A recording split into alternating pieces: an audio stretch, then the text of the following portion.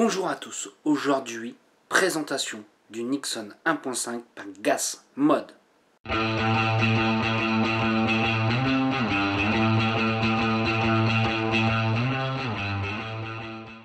Le Nixon 1.5 vous sera présenté dans cette boîte.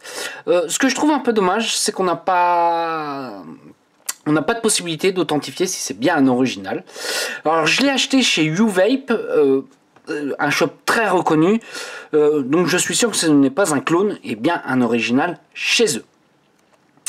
Mais un petit regret quand même, qu'il n'y ait pas de carte d'authentification. On va ouvrir un tout petit peu. Donc là ce qu'on va voir, on a un sachet avec des spars, nous avons des vis et nous avons une vis. Pour le 510, là c'est la vis pleine puisque celle qui est fournie elle est BF que j'ai déjà installée dans l'atto. Très facile à monter. Vous dévissez, c'est du plat, vous remettez, c'est du BTR, tout simplement. Nous avons un tank de remplacement. Alors, je ne sais pas si c'est du PPMA ou du Macralon, donc je conseillerais tout simplement d'éviter tout juice agressif, style citron, cannelle, cola par exemple. On va sortir un petit peu la bête. Donc comme on peut voir, celui-ci est en noir. Le noir, faut savoir que c'est une version sablée et anodisée, puisqu'il existe en version SS qui est simplement sablée et non anodisée. Ce qu'on peut remarquer tout de suite, c'est sa taille. Nous faisons 22 mm sans le drip tip et sans le 510. Si on fait l'ensemble drip tip plus 510, nous faisons 3,5 cm. Donc nous sommes quand même un atto d'une petite taille. Le réservoir, donc c'est-à-dire le tank, fait 2 ml. Et je pense ce qui est intéressant de voir, c'est son poids. Et nous faisons 25 grammes, le tout complet. Je trouve ça très léger. Oui, on fait bien 25 grammes. 25 grammes, c'est vraiment très léger. C'est pas pour déplaire, puisque vous allez voir pourquoi je vais le conseiller, cet atto-là. Donc le drip tip est classique à un 510, vous pourrez largement le changer si vous le souhaitez, même si celui d'origine, je trouve pas si vilain que ça, je l'aime plutôt bien, on arrive bien à placer ses lèvres du à l'arrondi. Pour le démonter, donc ce n'est pas un joint, il faut dévisser. Alors par contre, il faudra dévisser dans le sens inverse qu'on a l'habitude. Voilà. Là on a démonté. Si on veut le remettre, par contre ça va être l'inverse, on va dévisser. Je continue un petit peu, on va aller voir l'intérieur du top cap qui reste assez classique. J'aurais aimé, on voit qu'il y a un léger dôme qui est taillé sur les côtés. Cette partie là n'est pas gênante puisqu'on va avoir l'épaule, puisque c'est un double pôle, un simple coil. Donc cette partie là n'est pas gênante, mais ce qui est bien c'est qu'ils ont pensé à légèrement tailler en dôme le bout du top cap. Comme on peut voir, le poste reste simple en double coil, mais efficace. Et là, vous me dites, j'ai pas vu les airflows. Les airflows sont plutôt bien cachés. Ils vont être de chaque côté. Nous avons l'airflow à ce niveau-là. Vous allez me dire, je vois pas sur les côtés, arriver sur le coil. Bah, c'est que tout simplement, ils ont eu la bonne idée de faire un airflow central. Donc, quand vous avez l'airflow, l'air, quand on va aspirer, va passer ici à ce niveau là et va ressortir au milieu. Ça pour moi c'est bien pensé. Je continue un petit peu de démonter. Alors comme on peut voir le filetage, hein, il est plutôt de bonne qualité. Le tank se démonte facilement et là c'est ce qu'on va voir. Ici vous avez plusieurs joints, vous en avez un ici, ce qui évitera les fuites quand on met le top cap, et vous avez un autre joint à ce niveau là qui évitera les fuites au niveau du tank. Et bah, qu'est-ce qu'on va pouvoir se faire? Bah, c'est tout simplement un petit montage. Je vais couper 2 petites secondes, poser mon col, le stabiliser et après on se reverra pour mettre le coton. Donc comme vous pouvez voir, j'ai installé mon col, j'ai installé un FUZ sur un axe de 2,5. Faut savoir que c'est un RDTA qui n'est pas forcément fait pour les gros coils. On pourra aller jusqu'à 3 mm grand maximum. après vous manquerez de place et ça sera pas agréable au niveau de la vape, vous aurez vraiment quelque chose de trop chaud. Donc ça sera fait pour un petit Tato saveur. J'ai oublié de vous mentionner sa taille, il fait 22 mm de diamètre. Il sera du coup compatible avec pas mal de nos box BF. Je vais installer le coton. Voilà, donc là j'ai installé le coton. Je fais exprès de laisser des belles moustaches pour pouvoir tout simplement le redescendre après au niveau du tank.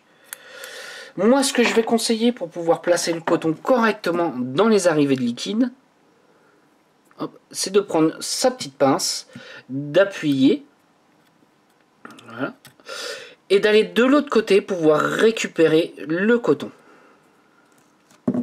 Je fais la même chose de l'autre côté.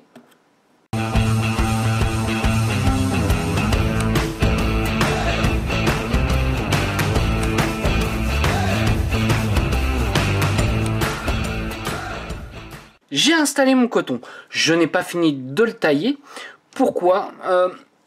Tout simplement puisqu'on aura un tank. Ce qu'il va falloir faire, c'est prendre son petit ciseau.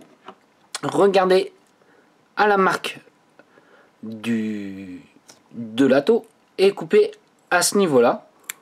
Voilà. Pourquoi? Parce que plus on va mettre de coton, moins on pourra mettre de liquide et plus on perdra en réserve.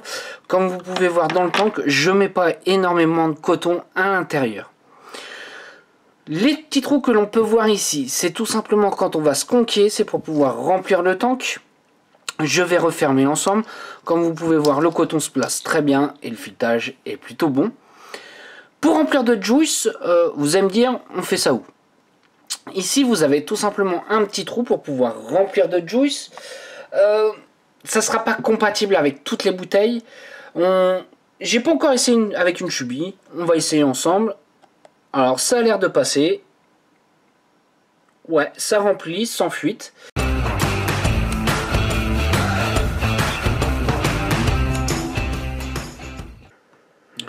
Alors, j'ai rempli un petit peu le tank.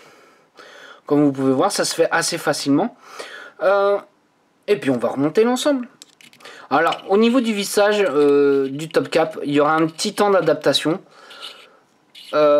Puisqu'on a l'habitude de visser dans le sens normal, là il faudra prendre l'habitude de visser en sens inverse.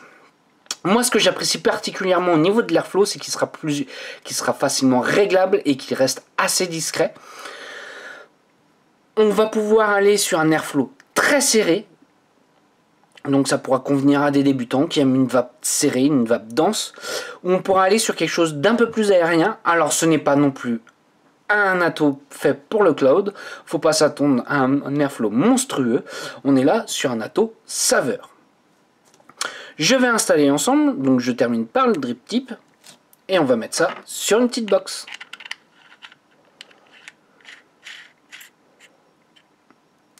Et voilà, comme on peut voir, ça fait un joli petit setup. Allez, on se voit tout de suite en plan large. Sur une box BF, ça va nous redonner un peu ce genre de choses. Donc on reste sur un RDTA de petite taille qui s'adaptera bien sur nos box BF. Je pense tout de suite à ce qui est intéressant, c'est de voir un peu la vapeur et la saveur que l'on va avoir avec le montage que je vous ai effectué.